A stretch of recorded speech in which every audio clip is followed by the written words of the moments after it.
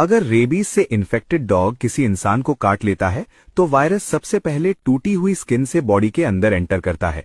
ये virus blood के through नहीं जाता, बल्कि नर्व्स के रास्ते धीरे धीरे ट्रैवल करता हुआ सीधा ब्रेन की तरफ बढ़ता है, ताकि इम्यून सिस्टम इसे जल्दी पकड़ न पाए।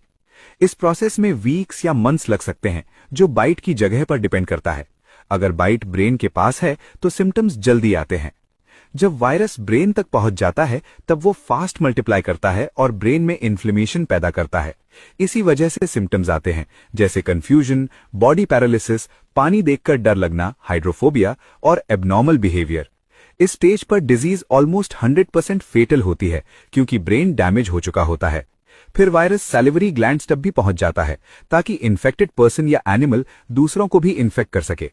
लेकिन एक इंपॉर्टेंट बात है, सिम्टम्स आने से पहले अगर रेबीज वैक्सीन और इंजेक्शंस टाइम पर लग जाएं, तो वायरस को ब्रेन तक पहुंचने से रोका जा सकता है और लाइफ बच जाती है। इसलिए डॉग बाइट को कभी लाइटली नहीं लेना चाहिए।